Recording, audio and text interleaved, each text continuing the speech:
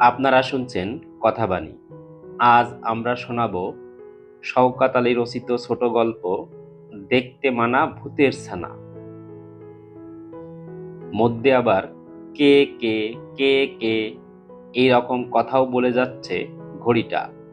আবছা আলোয় পেন্ডুলামটা ডাইনে বায়ে দুলছে, বুড়ো লোকের মাথা দোলানোর মতো। সমুর মনে হলো ঘড়িটা বলছে, যেও না, যেও না, যেও না। কেন বারণ করছো কেন? সে পাল্টা শুধালো।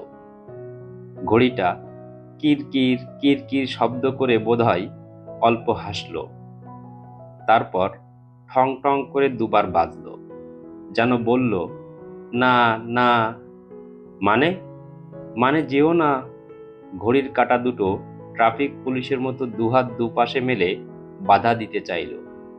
কেন যাব না কেন? রাতের বেলা ঘুমোবার সময়, বাচ্চারা এখন ঘুমোই। বাহ, তুমি যে জেগে আছো। আমি কখনো ঘুমোই না।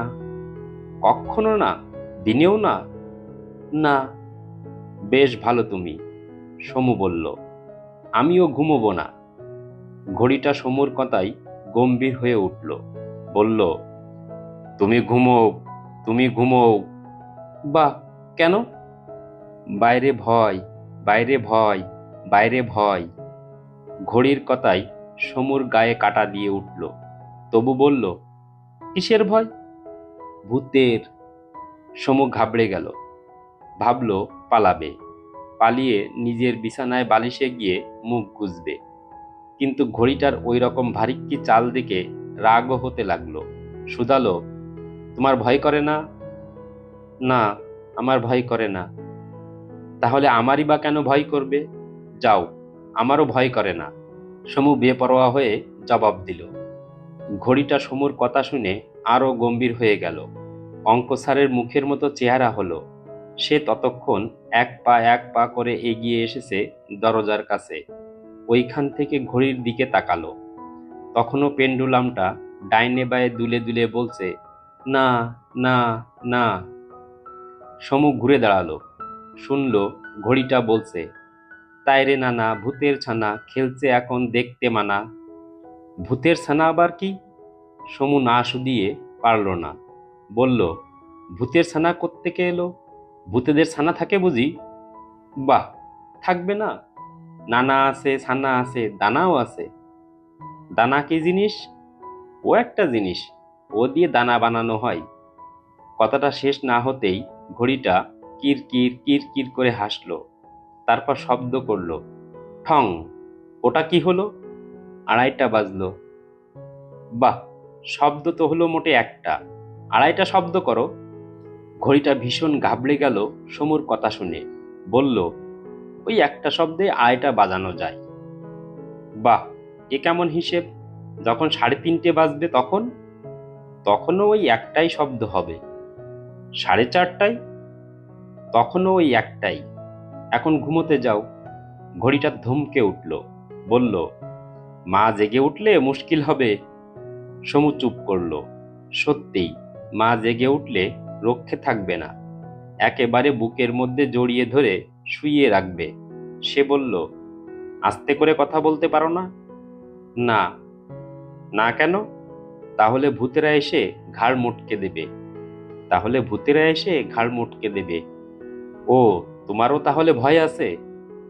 ঘড়িটা একথার পরও মাথা নাড়াচ্ছে দেখে রাগ হলো সমুর। বলল, মিথ্যুক।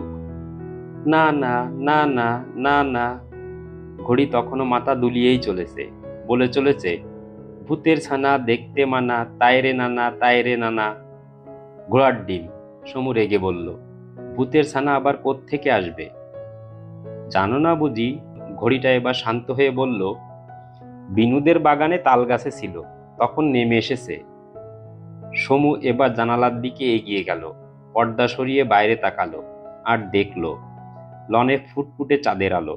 আর সেই চাঁদের আলোয় কয়েকটা বাচ্চা লাফিয়ে লাফিয়ে এক্কা দোক্কা খেলছে।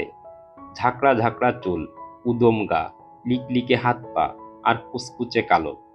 একজন সমুর দিকে মুখ করে এক হাতে চুল সরিয়ে ফিক ফিক করে হাসতে আরম্ভ করে দিল। তারপর ওই রকম হাসতে হাসতে হাতছানি দিয়ে সমুকে ডাকতে লাগলো। সমু ভয় পাবে কিনা বুঝতে পারছে না তখনও। এরাই কি তাহলে ভূতের ছানা, নাকি সব বস্তির ছেলে মেয়ে গেটের ফাঁক গলে ভেতরে এসে খেলতে আরম্ভ করে দিয়েছে? লনের যেদিকে বোগেনভলিয়ার ঝোপ, বাতাসে ডাল দুলছে, সেখানে দেখলো দুটো বাচ্চা। একটু দূরে হাত ধরাধরি করে গোল হয়ে দাঁড়িয়েছে আরো কয়েকজন। ওদিকে বাতাসে গাছের পাতায় শব্দ হচ্ছে। আর ওই গাছের পাতায় শব্দ শুনতে শুনতেই সমুর মনে হলো ওরা সবাই গান ধরেছে। ভূতের ছানা গান গায়, মানুষের ছেলে শুনবি আয়, খেতে দেব চামচিকে, দাম নেব 7 শিকে, 2 গ্যালন মবিল খাবি, 3 টাকা মাইনে পাবি, গাছতলা শুতে দেব, 5 তোলা মেপে নেব, গান যদি শুনবি না নিশুতরাতে স্কুল যা, ওর যদি ভদ্র লোক এসে আমার ঘরে ঢোক, বাতিটাকে নিবিয়ে মুন্ডু খাবো চিবিয়ে। এই পর্যন্ত শুনল সমু। শুনে ভয় নয়, রাগ হলো তার। মনে মনে বলল, ইস, চিবিয়ে মুন্ডু খাবে, মামাবাড়ির আবদার। সে একবার ভাবল মালিকে ডাকে, দোপাটির চারাগুলো বোধহয় নষ্ট করে ফেলল। কথাটা ভেবেছে শুধু, আর সঙ্গে সঙ্গে দেখল মালিই বোধহয়, কিংবা মালি নয়, মালির মতো কেউ হবে, ওর থেকে এসে হাজির হলো। আর এসেই দুহাতে দুটি বাচ্চার চুলের মুঠি ধরে উপরে তুলে চোখের সামনে নিয়ে দেখতে লাগলো। বাচ্চা দুটি কিলবিল কিলবিল করে হাত পা ছুড়ছে তখন, কিন্তু লোকটা নাকি লোক নয়, অন্য কিছু, সেদিকে খেয়ালই করছে না। সে খুব মনোযোগ দিয়ে দেখছে তো দেখছেই। তারপর দেখা শেষ হলে সমুর দিকে মুখ তুলে তাকিয়ে হাসলো। আর ওই হাসি দেখে সমুর বুকের ভেতরে স্যাঁত করে উঠল। এ কি ভূতেদের বাবা? নইলে অমন চেহারায় কেউ তাকায়? সমু কি করবে ভেবে পেল না। তবে রক্ষে লোকটা আর দাঁড়ালো না। বাচ্চা দুটোকে পাঁচিলের উপরে রাখলো। শেষে নিজেও পাঁচিলের উপর উঠে পাঁচিল ধরে হেঁটে হেঁটে বিনুদের বাগানের দিকে চলে গেল। ভয়ে সমুর তখন কাঁপুনি ধরেছে। জানালার কাছ থেকে যে সরে যাবে সে খেয়ালটুকুও নেই। ওই সময় বাইরের রাস্তায় পাহারাওয়ালা পুলিশের বুটের আওয়াজ আর হুইসেলের শব্দ শুনে তার হুঁশ হলো।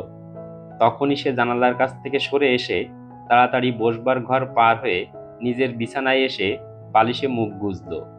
একটু পরেই সে স্বপ্নে ভূতের ছানাদের সঙ্গে এক্কা দোক্কা খেলতে আরম্ভ করে দিল। ওদিকে কিন্তু দাদুর নাক আর দেয়ালের ঘড়ি তখনও জেগে। আজ এ পর্যন্তই। আমাদের গল্প পাঠ যদি আপনাদের ভালো লাগে তাহলে আমাদের চ্যানেলটিকে সাবস্ক্রাইব করুন, লাইক, কমেন্ট ও শেয়ার করুন। ধন্যবাদ।